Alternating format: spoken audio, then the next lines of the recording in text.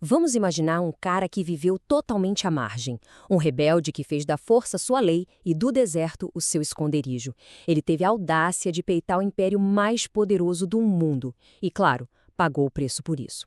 A história conhece ele como o bom ladrão, mas o nome dele era Dimas. E a jornada dele é uma história incrível de rebeldia, de uma revelação no último segundo e, finalmente, de redenção.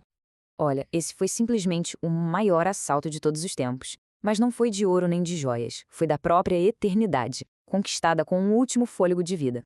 É um paradoxo que quebra nossa lógica e redefine o que a gente acha que é impossível. Então a pergunta que fica é: quem era esse cara de verdade? E como ele conseguiu essa façanha? Pra gente entender isso, a gente precisa ir além da superfície, sabe? E além daquele versículo que todo mundo já ouviu falar. Então, vamos começar quebrando um mito. Aquela imagem popular que a gente tem do Dimas como um ladrãozinho qualquer, ela esconde uma verdade muito mais complexa e, olha, fascinante sobre quem ele realmente era. Tudo começa com uma palavra em grego, lestai. Era essa palavra usada para descrever ele. E isso é fundamental, porque lestai não era usada para um batedor de carteira, não. Era o termo para um insurgente, um rebelde, um guerrilheiro. Pensa bem, é a mesma palavra usada para Barrabás.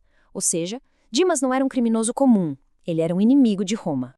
E olha que curioso, a Bíblia mesmo não diz o nome dele. Quem nos dá esse nome, Dimas, é a tradição vinda de um texto antigo conhecido como Evangelho de Nicodemos. E só o fato dele ter um nome já coloca uma camada de mistério, de profundidade na história toda. E o significado desse nome é de arrepiar. Dimas, ou Dismas em grego, quer dizer pôr do sol. Pensa na poesia, na simbologia disso. No exato pôr do sol da vida dele, ele testemunhou o nascer do sol da eternidade. O fim de um dia, mas o começo de tudo. E a história fica ainda mais profunda. Existe uma tradição muito antiga que sugere que o encontro deles no Calvário não foi o primeiro.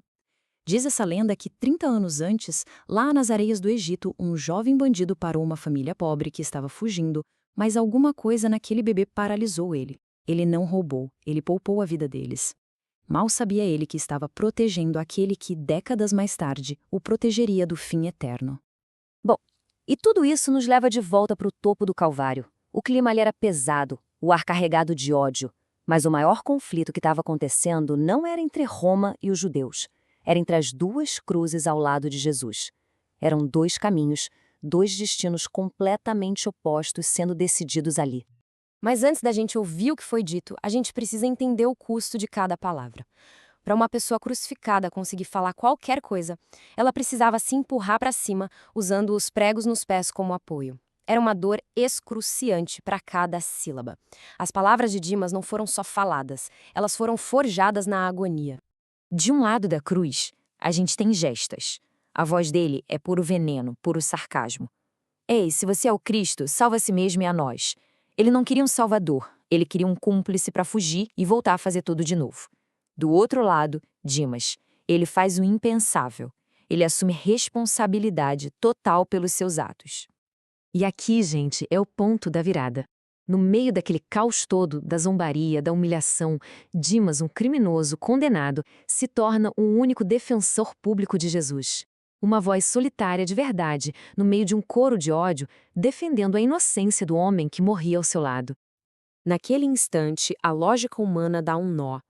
Dimas se torna, ali, na hora, o primeiro teólogo da cruz. Por quê? Porque ele olhou para um homem que, aos olhos de todo mundo, estava completamente derrotado e enxergou um rei vitorioso. Ele entendeu que Jesus não estava perdendo uma batalha, e sim vencendo uma guerra invisível pela alma de todos nós. E essa confissão de Dimas foi o que abriu as portas para uma promessa que iria ecoar pela eternidade, mudando para sempre o que a gente entende sobre o que é a graça. Com pouco fôlego que ainda tinha, ele fez um pedido simples, o pedido de um homem que não tinha mais nada a oferecer. Ele só disse: "Lembra-te de mim quando entrares no teu reino." E a resposta que ele recebeu foi essa. Com essas palavras, Jesus acenou o maior perdão da história. Uma promessa imediata, incondicional, para um homem que estava na beira da morte. Foi o maior indulto de todos os tempos. E a consequência disso é simplesmente chocante.